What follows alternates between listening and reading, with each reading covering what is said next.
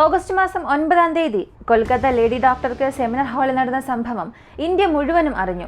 ആ ഒരു കേസിൽ CBIക്ക് ഇപ്പോൾ മറ്റൊരു തെളിവ് ലഭിച്ചിട്ടുണ്ട്. ആ ഒരു ആംഗിളിലും CBI ഇപ്പോൾ അന്വേഷിക്കുന്നുണ്ട്. ആ പുതിയ തെളിവ് എന്താണെന്നുള്ളതും ഈ വീഡിയോയിലൂടെ അറിയാം. കൂടാതെ കൊലപാതകിയായ സഞ്ജയ് റോയ് സത്യമാണോ കള്ളമാണോ പറയുന്നത് എന്ന് CBIക്ക് തന്നെ സംശയമുണ്ടായിരുന്നു.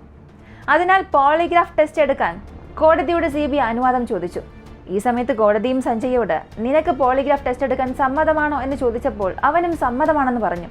ഇത് കേട്ട കോടതി എന്തുകൊണ്ട് നീ ഇതിന് സമ്മതിച്ചു എന്ന് ചോദിച്ചപ്പോൾ അവൻ പറഞ്ഞ ഉത്തരം കരഞ്ഞുകൊണ്ട് താൻ ഒരു ഇന്നസെന്റ് ആണെന്നും എല്ലാവരും ചേർന്ന് ഈ കേസിൽ തന്നെ ഫ്രെയിം ചെയ്യുകയാണെന്നും അവൻ പറഞ്ഞു. അതിനാൽ ഈ പോളിഗ്രാഫ് ടെസ്റ്റ് എടുത്ത് അതിലൂടെ താനൊരു നിരപരാധിയാണ് എന്ന് ലോകത്തെ അറിയിക്കണം. അതിനുവേണ്ടിയാണ് ഇത് സമ്മതിക്കുന്നതെന്നും അവൻ പറഞ്ഞു. പോളിഗ്രാഫ് ടെസ്റ്റ് എടുക്കാനുള്ള അനുവാദം പോലീസുകാർക്ക് നൽകി.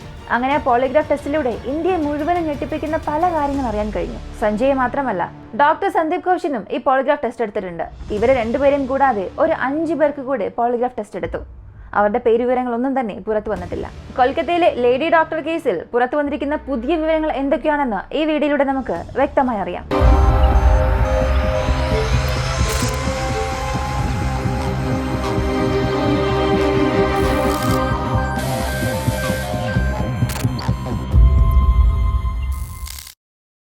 CBI കണ്ടുപിടിച്ച പുതിയൊരു കാര്യം, ആ സെമിനാർ ഹാളിന്റെ കതകിന് പൂട്ടില്ലായിരുന്നു. അപ്പോൾ കതകിന് പൂട്ടില്ലായിരുന്നു എന്നുണ്ടെങ്കിൽ അകത്ത് ഉറങ്ങിക്കിടന്ന ഡോക്ടർ കതക് പൂട്ടി ഉറങ്ങാൻ സാധ്യതയില്ല. എത്ര ദിവസം കൊണ്ടാണ് ആ ഡോറിന് പ്രശ്നം ഉണ്ടായിരുന്നതെന്ന് അന്വേഷിക്കുമ്പോൾ അവിടെയുള്ള ഡോക്ടേഴ്സ് പറഞ്ഞത് പല ദിവസമായി ഈ ഒരു പ്രശ്നം ഉണ്ട് എന്നാണ്. ഈ കതകിന് പൂട്ട് ഇല്ല. പൂട്ട് വർക്കാകാത്ത കാര്യം അവിടെയുള്ള ഒരുപാട് പേർക്ക് അറിയാമെന്നും പറഞ്ഞു. അപ്പോൾ ഓഗസ്റ്റ് മാസം 9 സംഭവം നടന്ന ആ സമയം ഈ പെൺ ഡോക്ടർക്ക് 16 മുറിവുകൾ ശരീരത്തിൽ ഉണ്ടായിരുന്നു എന്ന് പോസ്റ്റ്മോർട്ടം റിപ്പോർട്ട് പറയുന്നു. അതായത് 16 എക്സ്റ്റേണൽ മുറിവുകളും 9 ഇന്റേണൽ മുറിവുകളും, മൊത്തത്തിൽ 27 മുറിവുണ്ട്. അങ്ങനെയെങ്കിൽ ഈ ഒരു സംഭവം ആ സെമിനാർ ഹാളിനുള്ളിൽ നടക്കുമ്പോൾ, അതും ലോക്ക് പോലും ഇല്ലാത്ത ആ സെമിനാർ ഹാളിനുള്ളിൽ സംഭവിക്കുമ്പോൾ ഈ ശബ്ദം ആർക്കും കേട്ടില്ലേ? പുറത്തുണ്ടായിരുന്നവർക്ക് യാതൊരു ശബ്ദവും കേട്ടില്ലേ എന്നൊരു ചോദ്യം വരുന്നുണ്ട്. അങ്ങനെയാണെങ്കിൽ സെമിനാർ ഹാളിന് പുറത്ത് ഒരാൾ നിൽക്കുകയും അകത്ത് ഈ സംഭവങ്ങളെല്ലാം വളരെ സ്മൂത്തായി നടക്കുന്നതിന് ആരെങ്കിലും സഹായിച്ചിട്ടുണ്ടാകുമോ എന്ന രീതിയിലും CBI അന്വേഷിക്കുന്നുണ്ട്. പക്ഷെ അങ്ങനെ നോക്കിയാലും CCTV ഫുട്ടേജ് പുറത്ത് വന്നിട്ടുണ്ടായിരുന്നല്ലോ. അതിൽ ആ സഞ്ജയ് റോയെ മാത്രമാണ് കാണിച്ചിട്ടുള്ളത്. പുറത്ത് ആരെങ്കിലും നിന്നിട്ടുണ്ടായിരുന്നു, സഞ്ജയ് റോയെ സഹായിച്ചിട്ടുണ്ടായിരുന്നു എന്നുണ്ടെങ്കിൽ ആ CCTV ഫുട്ടേജിൽ അവരെയും കാണിക്കേണ്ടതായിരുന്നു. പക്ഷെ അങ്ങനെ ആരും തന്നെ ആ ഫുട്ടേജിലില്ല. സഞ്ജയ് റോയ് മാത്രമാണ് അതിൽ പതിഞ്ഞിട്ടുള്ളത്. ഓഗസ്റ്റ് 9 ഏകദേശം അതിരാവിലെ 4 മണിക്ക് സഞ്ജയ് റോയ് ആ സെമിനാർ ഹാളിലും ആ ആശുപത്രികളിലും കറങ്ങി നടക്കുന്നതിന്റെ CCTV ഫുട്ടേജ് നാഷണൽ മീഡിയ പുറത്തുവിട്ടിരുന്നു. 2 ദിവസമായി അത് വളരെ വൈറലായി പോയിക്കൊണ്ടിരിക്കുകയായിരുന്നു. ആ സ്ക്രീൻഷോട്ടിൽ അവന്റെ കഴുത്തിൽ ആ ബ്ലൂടൂത്ത് ഹെഡ്സെറ്റ് ഉണ്ടായിരുന്നുവെന്ന് മനസ്സിലായി. ആ ബ്ലൂടൂത്ത് ആയിരുന്നു സംഭവം നടന്ന സ്ഥലത്ത് നിന്നും പോലീസിന് ലഭിച്ചത്. ആ ബ്ലൂടൂത്ത് പരിശോധിച്ചപ്പോൾ അത് സഞ്ജയുടെ ഫോണുമായി കണക്റ്റായി. അതിലൂടെയും അവൻ കുറ്റവാളിയാണെന്ന് പോലീസ് ഉറപ്പിച്ചു. അതുകൂടാതെ അവന്റെ ടവർ ലൊക്കേഷൻ, അവന്റെ ചെരുപ്പിലുണ്ടായിരുന്ന രക്തക്കറ, ഇങ്ങനെ ഒരുപാട് കാര്യങ്ങൾ കണക്ട് ചെയ്താണ് ഇവൻ തന്നെ കുറ്റവാളി എന്ന് പോലീസ് സ്ഥിരീകരിച്ചത്. തുടർന്ന് ചോദ്യം ചെയ്യലിൽ സഞ്ജയ് റോയ് പോലീസിനോട് താൻ തന്നെയാണ് തെറ്റ് ചെയ്തത് എന്ന് സമ്മതിച്ചു. പിന്നീട് CBIയിലേക്ക് കേസ് കൈമാറിയതിനു ശേഷം CBIയോടും അതേ കാര്യം തന്നെയാണ് പറഞ്ഞത്. പക്ഷെ എല്ലാം ചെയ്ത് അവസാനിച്ചിട്ട് ജയിലിലേക്ക് പോയപ്പോൾ അവിടെ ഉണ്ടായിരുന്നൊരു സെക്യൂരിറ്റിയോട് അവൻ പറഞ്ഞത്, ഞാൻ ഇതൊന്നും ചെയ്തിട്ടില്ല, ഞാനൊരു നിരപരാധിയാണ്, എല്ലാവരും ചേർന്ന് എന്നെ ഫ്രെയിം ചെയ്യുകയാണെന്ന് അവൻ പറഞ്ഞു. കൂടാതെ കോടതിയിലും അവൻ പറഞ്ഞത് ഞാൻ നിരപരാധിയാണ്, ഞാൻ ഒരു തെറ്റും ചെയ്തിട്ടില്ല എന്ന്. അങ്ങനെയായിരുന്നു പോളിഗ്രാഫ് ടെസ്റ്റ് എടുക്കുന്നത്. ആ ടെസ്റ്റിൽ ഒരുപാട് ഞെട്ടിപ്പിക്കുന്ന കാര്യങ്ങൾ പുറത്തു വന്നു. കേസ് മറ്റൊരു ദിശയിലേക്ക് പോവുകയാണ്. സഞ്ജയ് ഈ ഒരു കൊലപാതകം ചെയ്തിട്ടില്ല. അവൻ ആ സെമിനാർ ഹാളിൽ പോകുമ്പോൾ നേരത്തെ ആ ഡോക്ടർ മരിച്ചു കിടക്കുകയായിരുന്നു എന്ന് കൊലപാതകിയായ സഞ്ജയ് പോളിഗ്രാഫ് ടെസ്റ്റിലൂടെ പറഞ്ഞു എന്നുള്ള ന്യൂസ് പുറത്തു വന്നു. കൂടാതെ പോളിഗ്രാഫ് ടെസ്റ്റിൽ കൊലപാതകം നടന്ന ആ ഒരു ദിവസം രാത്രി എന്ത് സംഭവിച്ചു എന്നുള്ള വിശദമായ ഒരു ടൈം ലൈൻ അടക്കം അവൻ പറഞ്ഞു. അപ്പോൾ മൊത്തത്തിൽ അന്നത്തെ രാത്രി എന്ത് സംഭവിച്ചു എന്നുള്ളത് ഇപ്പോൾ അറിയാം. ഓഗസ്റ്റ് മാസം 25 ആയിരുന്നു സഞ്ജയ് ഈ പോളിഗ്രാഫ് ടെസ്റ്റിന് വേണ്ടി കൊൽക്കത്തയിലെ പ്രസിഡൻഷ്യൽ ജയിലിലേക്ക് CBI കൂട്ടിക്കൊണ്ടുപോയത്. സഞ്ജയ് പോളിഗ്രാഫ് ടെസ്റ്റിൽ പറഞ്ഞത്, ഞാൻ അന്ന് അവരെ ബലാത്സംഗം ചെയ്ത് കൊന്നിട്ടില്ല, സത്യത്തിൽ ഇതാണ് സംഭവിച്ചത് എന്നവൻ പല കാര്യങ്ങൾ പറയാൻ തുടങ്ങി. തുടക്കത്തിൽ വെസ്റ്റ് ബംഗാൾ പോലീസിനോടും ഈ ഒരു കേസ് CBIയിലേക്ക് പോയതിനു ശേഷവും ഈ കൊലപാതകം ഞാൻ തന്നെയാണ് ചെയ്തത് എന്ന് സമ്മതിച്ചു. പക്ഷെ പോളിഗ്രാഫ് ടെസ്റ്റിലൂടെ അവൻ പറഞ്ഞത് സംഭവം നടന്ന അന്നത്തെ ദിവസം രാത്രി ഞാൻ സെമിനാർ ഹാളിനുള്ളിലേക്ക് പോയപ്പോൾ നേരത്തെ ആ ഡോക്ടർ അവിടെ മരിച്ചു കിടക്കുകയായിരുന്നു. അത് കണ്ട ഉടനെ എനിക്ക് എന്ത് ചെയ്യണമെന്നറിയില്ല. വല്ലാതെ ഭയപ്പെട്ടു. പെട്ടെന്ന് പുറത്തേക്ക് ഓടിയെന്നും പറഞ്ഞു. ഇത് കേട്ട CBI ഓഫീസേഴ്സ് ഇതിനെ പറഞ്ഞ മറുപടി, സഞ്ജയ് ഇങ്ങനെ കള്ളം പറഞ്ഞ് ഈ ഒരു അന്വേഷണത്തെ ദിശ മാറ്റാൻ ശ്രമിക്കുകയാണ് എന്ന്. കാരണം സഞ്ജയ് പറഞ്ഞത്, ഞാൻ നോക്കുമ്പോൾ ആ ഡോക്ടർ നേരത്തെ മരിച്ചു കിടന്നു, അത് കണ്ട് ഭയന്ന് എന്ത് ചെയ്യണമെന്നറിയാതെ പുറത്തേക്ക് ഓടി വന്നു എന്നാണ്. ഇതിന് CBI തിരിച്ചവനോട് ചോദിച്ചു, അപ്പോൾ നിന്റെ മുഖത്തുള്ള മുറിവുകളെല്ലാം എങ്ങനെ സംഭവിച്ചു എന്ന് ചോദിച്ചപ്പോൾ അതിന് അവന്റെ ഭാഗത്തു നിന്നും യാതൊരു മറുപടിയും വന്നില്ല. അവന്റെ ബ്ലൂടൂത്ത് ഹെഡ്സെറ്റ് ആ ക്രൈം സീനിൽ നിന്നും കണ്ടെത്തി. കൂടാതെ CCTV ഫുട്ടേജിൽ ക്രൈം നടന്ന ആ സമയത്ത് ഒരുപാട് സമയം അവൻ ആ സെമിനാർ ഹാളിൽ ഉണ്ടായിരുന്നു എന്നുള്ളത് മനസ്സിലായി.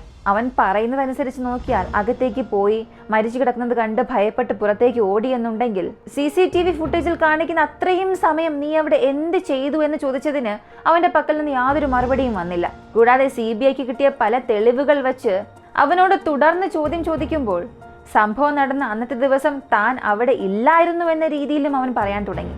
ഇങ്ങനെ 4 മണിക്കൂറോളം നടത്തിയ പോളിഗ്രാഫ് ടെസ്റ്റിൽ അവൻ പറഞ്ഞ പല ഉത്തരങ്ങൾ തെറ്റായിരുന്നുവെന്നും അൺകൺവിൻസിംഗ് ആയിരുന്നുവെന്നും പല പൊരുത്തക്കേടുകളുണ്ട് എന്നും വിശ്വസനീയമല്ല എന്നും റിപ്പോർട്ട് വന്നു.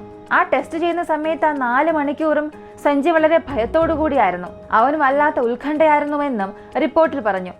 പക്ഷെ വീണ്ടും വീണ്ടും താനൊരു നിരപരാധിയാണെന്നും ഇതിനും തനിക്കും യാതൊരു ബന്ധവുമില്ല എന്നും അവൻ ആവർത്തിച്ച് പറഞ്ഞുകൊണ്ടേയിരുന്നു. ഈ പോളിഗ്രാഫ് ടെസ്റ്റിലൂടെ സംഭവം നടന്ന അന്നത്തെ ദിവസം രാത്രി എന്ത് സംഭവിച്ചു എന്നുള്ള ഒരു ടൈം ലൈനോടുകൂടി അവൻ പറഞ്ഞു. അന്ന് അവനും അവന്റെ കൂട്ടുകാരൻ രണ്ടുപേരും ചേർന്ന് ഒരു 11:15 ആർജേക്കർ ആശുപത്രിയിൽ വെച്ച് മദ്യപിച്ചു. അതിനുശേഷം അവിടെ നിന്നും ഒരു റെഡ് ലൈറ്റ് ഏരിയയിലേക്ക് പോയി. അവിടെ അവന്റെ സുഹൃത്ത് മാത്രമായിരുന്നു അകത്തേക്ക് കയറിയത്. സഞ്ജയ് പുറത്തിരിക്കുകയായിരുന്നു. പിന്നീട് അവിടെ നിന്നും അവർ പോയി. വഴിയിലൂടെ പോകുമ്പോൾ ഒരു പെൺകുട്ടിയുടെ ശരീരത്തിൽ കയറി പിടിക്കുകയും അവളോട് അപമര്യാദയായി പെരുമാറി.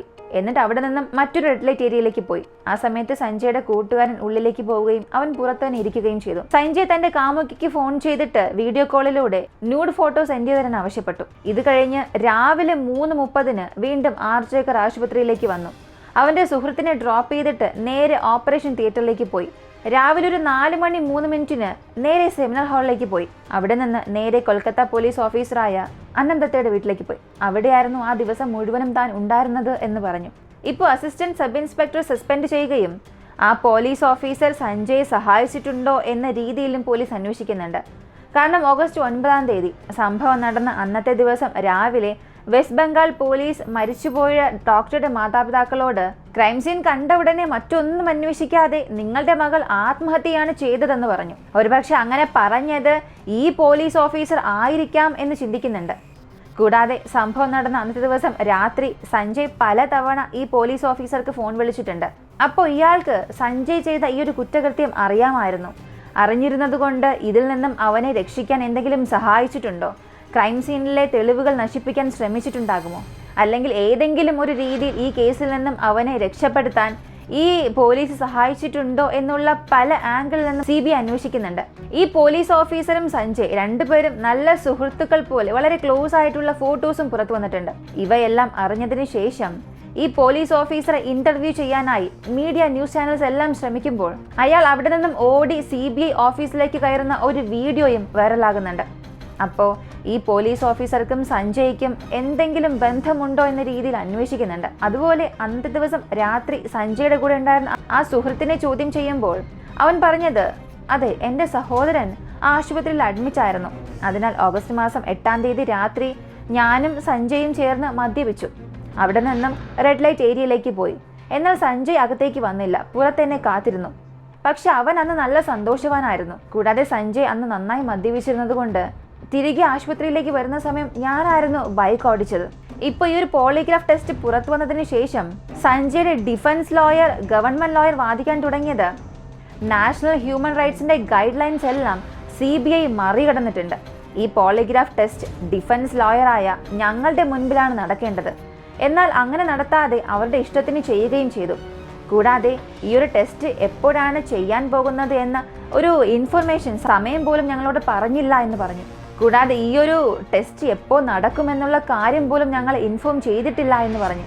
ഈ പോളിഗ്രാഫ് ടെസ്റ്റിന്റെ അടിസ്ഥാനത്തിൽ സഞ്ജയ് ഇങ്ങനെ പറയുന്നത് വെച്ച് നോക്കിയാൽ മരിച്ചുപോയ ആ 31 വയസ്സുള്ള ഡോക്ടറുടെ നഖത്തിലുള്ള ആ സ്കിൻ സെൽസ് സഞ്ജയുടെ DNA-യുമായി മാച്ച് ആയിട്ടുണ്ടെന്ന് നേരത്തെ ഒരു റിപ്പോർട്ട് വന്നിട്ടുണ്ട്. അപ്പോൾ അതെങ്ങനെയാണ്? അപ്പോൾ ഏത് ടെസ്റ്റാണ് നമ്മൾ വിശ്വസിക്കേണ്ടതെന്ന് ചോദിച്ചാൽ, സത്യം പറഞ്ഞാൽ ഈ പോളിഗ്രാഫ് ടെസ്റ്റ് കോടതിയിൽ ഒരു തെളിവായി പോലും അംഗീകരിക്കില്ല. പിന്നെ എന്തിനാണ് ഇങ്ങനൊരു ടെസ്റ്റ് എടുക്കുന്നതെന്ന് ചോദിച്ചാൽ, ഈ കേസ് അന്വേഷിക്കുന്ന ഉദ്യോഗസ്ഥർ നമ്മൾ ശരിയായ ദിശയിലേക്കാണോ കേസ് മുന്നോട്ട് കൊണ്ടുപോകുന്നത് എന്ന് ഒരു ഉറപ്പ് വരുത്താൻ ഈ ടെസ്റ്റ് എടുക്കാം. കൂടാതെ കോടതിയിൽ ഇതൊരു എവിഡൻസായി അംഗീകരിച്ചില്ലെങ്കിലും ഒരു സപ്പോർട്ടിന് വേണ്ടി പറയാം. എന്തായാലും ഇതിന് പുറകിൽ ഒരുപാട് പേർ ബന്ധപ്പെട്ടിട്ടുണ്ട് എന്നുള്ളത് മാത്രം വ്യക്തമാണ്. വീണ്ടും വീണ്ടും നമുക്കത് വ്യക്തമാക്കി തന്നുകൊണ്ടിരിക്കുകയാണ് പല പല സംഭവങ്ങളിലൂടെ. അതിനാൽ വരും ദിവസങ്ങളിൽ മാത്രമേ അത് ആരൊക്കെയാണെന്നുള്ളത് അറിയാൻ സാധിക്കുകയുള്ളൂ. കൂടാതെ ഒരു 5 പേരെ പോളിഗ്രാഫ് ടെസ്റ്റ് എടുത്തു എന്ന് ഞാൻ പറഞ്ഞു. അവർ ആരൊക്കെയാണെന്നുള്ളതും പുറത്തുവിട്ടിട്ടില്ല. ഇപ്പോൾ ഈ ഒരു കേസിലൂടെ സഞ്ജയ് റോയ് കുറ്റവാളിയാണെന്ന് തെളിഞ്ഞതുകൊണ്ട് അയാളുടെ ഫോട്ടോ, അയാളുടെ പേരുകളൊക്കെ പുറത്തുവിടുന്നുണ്ട്. കൂടാതെ ഈ സന്ദീപ് ഘോഷിന്റെ പേരിലും ഒരു സംശയമുള്ളതുകൊണ്ട് അയാളുടെ ഫോട്ടോ പുറത്തുവിടുന്നുണ്ട്. കൂടാതെ ഈ 5 പേരെ പോളിഗ്രാഫ് ടെസ്റ്റ് എടുത്തു എന്ന് പറഞ്ഞു. അവർ ആരൊക്കെയാണ്, അവരുടെ പേരെന്താണ്, അവർക്ക് ഇതുമായി എന്ത് ബന്ധമാണുള്ളത്, ഇതൊന്നും തന്നെ ഇതുവരെയും CBI പുറത്തുവിട്ടിട്ടില്ല. ഇതിനിടയിൽ ഈ ലേഡി ഡോക്ടറുടെ മാതാപിതാക്കൾ പറഞ്ഞത്, സഞ്ജയ് ആണ് കുറ്റം ചെയ്തതെന്ന് തെളിയിക്കപ്പെട്ടാൽ പോലും ഞങ്ങളുടെ അഭിപ്രായത്തിൽ സഞ്ജയ്ക്ക് പുറകിൽ മറ്റാരൊക്കെയോ ഉണ്ട്. ആരൊക്കെയോ ചേർന്ന് അവനിൽ ഒരു സമ്മർദ്ദം ചെലുത്തിയത് കൊണ്ടാണ് അവൻ എൻ്റെ മകളെ ഇങ്ങനെ ചെയ്തത് എന്ന് ഞങ്ങൾക്ക് തോന്നുന്നു എന്ന് അവർ പറഞ്ഞു. ഈ സംശയം നമുക്ക് എല്ലാവർക്കും ഉണ്ട്. കാരണം സഞ്ജയ് റോയ് ആ ഒരു ആശുപത്രിയിൽ സിവിക് വോളണ്ടിയറായി ജോലി ചെയ്യുന്നു പല വർഷമായി. അവന് ആശുപത്രിയെക്കുറിച്ച് നന്നായി തന്നെ അറിയാം. ആശുപത്രിയിൽ എവിടെയെല്ലാം CCTV ക്യാമറ ഉണ്ട് എന്ന് പോലും അവൻ നന്നായി അറിയാം. എല്ലാം അറിഞ്ഞിരുന്നിട്ടും അവൻ എന്തുകൊണ്ട് നേരിട്ട് ആ സെമിനാർ ഹാളിലേക്ക് പോയി? അതും എവിടെയും യാതൊരു ഹൈഡുമില്ല, എവിടെയും മറഞ്ഞിരുന്നില്ല, അവൻ്റെ മുഖം പോലും മറച്ചിട്ടില്ല. ഇതെല്ലാം വെച്ച് നോക്കുമ്പോൾ ഇവന് പുറകിൽ മറ്റൊരുപാട് പേർ ഉണ്ടെന്നുള്ളത് ഉറപ്പാണ്. പക്ഷെ ഇവനെ മാത്രം ഈ ഒരു കേസിൽ അകപ്പെടുത്തി മറ്റുള്ള എല്ലാവരും രക്ഷപ്പെട്ടിരിക്കാനുള്ള സാധ്യതയാണ് കൂടുതൽ. അതാണ് സത്യം. അതും നേരത്തെ പദ്ധതിയിട്ട് ആരൊക്കെയോ ചേർന്ന് ചെയ്തതുപോലെയാണ് തോന്നുന്നത്. ഇവനെ മാത്രം അകപ്പെടുത്തണമെന്നുള്ള ഒരു പദ്ധതി ഉണ്ടായിരുന്നിരിക്കണം. ഇനി മറ്റൊരു രീതിയിൽ ചിന്തിച്ചാൽ, നന്നായി മദ്യപിച്ച് യാതൊരു ബോധവുമില്ലാതെ CCTV ഉള്ളതുപോലും ശ്രദ്ധിക്കാതെ ഇങ്ങനെ ചെയ്തു എന്ന് പറഞ്ഞാലും പിന്നീട് അവൻ എന്തിന് ഈ തെളിവുകളെല്ലാം മറയ്ക്കാൻ ശ്രമിക്കണം? ബ്ലഡ് ക്ലീൻ ചെയ്തു, വസ്ത്രമെല്ലാം വാഷ് ചെയ്ത് വെച്ചു. അപ്പോൾ ഇതിലൂടെ നമുക്ക് മനസ്സിലാക്കാൻ സാധിക്കും, തീർച്ചയായും ഈ ഒരു കേസിൽ ഇവനെ അകപ്പെടുത്തി ഇതിന് പുറകിലുള്ള വലിയ തലകളെല്ലാം രക്ഷപ്പെട്ടു എന്ന്.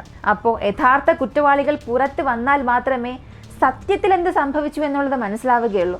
അതുവരെയും ഈ പറയുന്നതെല്ലാം അന്വേഷണത്തിന്റെ ഭാഗമായി കാണാൻ മാത്രമേ സാധിക്കുകയുള്ളൂ. സത്യം ഇതാണ് എന്ന് നമുക്കൊരിക്കലും ഉറപ്പിച്ച് പറയാൻ സാധിക്കില്ല. സഞ്ജയ് പോലും പോളിഗ്രാഫ് ടെസ്റ്റിൽ ആദ്യം പറഞ്ഞത് സെമിനാർ ഹാളിനകത്തേക്ക് കയറിയപ്പോൾ ആദ്യമേ മരിച്ചു കിടക്കുന്ന ലേഡി ഡോക്ടറെയായിരുന്നു കണ്ടത്, പിന്നീട് ഭയന്ന് ഓടിയെന്ന്. എന്നാൽ പിന്നീട് വീണ്ടും ചോദ്യം ചെയ്തപ്പോൾ അവൻ പറഞ്ഞത് അന്നത്തെ ദിവസം സെമിനാർ ഹാളിലേക്ക് പോയിട്ടില്ല, മറ്റൊരു പോലീസ് ഓഫീസറുടെ വീട്ടിലായിരുന്നു താമസിച്ചത് എന്ന്. അപ്പോൾ ഇവിടെ തന്നെ ഒരുപാട് പൊരുത്തക്കേടുകൾ വരുന്നുണ്ട്. നിങ്ങൾ എന്താണ് ചിന്തിക്കുന്നത്? പോളിഗ്രാഫ് ടെസ്റ്റിൽ സഞ്ജയ് പറഞ്ഞത് സത്യമായിരിക്കുമോ? അല്ലെങ്കിൽ CBI പറയുന്നത് പോലെ ഈ കേസിനെ ദിശ തിരിപ്പിക്കാൻ ഇവൻ ഇങ്ങനെ പറഞ്ഞതാണോ? അല്ലെങ്കിൽ ഇതിനെല്ലാം പുറകിൽ ഇപ്പോഴും മറഞ്ഞിരുന്ന് കളിക്കുന്ന കുറേയേറെ വലിയ തലകളുണ്ടോ? നിങ്ങളുടെ അഭിപ്രായം കമന്റിൽ പറയുക. വീഡിയോ ഇഷ്ടമായാൽ ലൈക്ക് ചെയ്യുക, ഷെയർ ചെയ്യുക. നമ്മുടെ ചാനൽ ആദ്യമായി കാണുന്നവരാണെങ്കിൽ മറക്കാതെ സബ്സ്ക്രൈബ് ചെയ്ത് സപ്പോർട്ട് ചെയ്യുക. മറ്റൊരു വീഡിയോയുമായി വീണ്ടും കാണാം.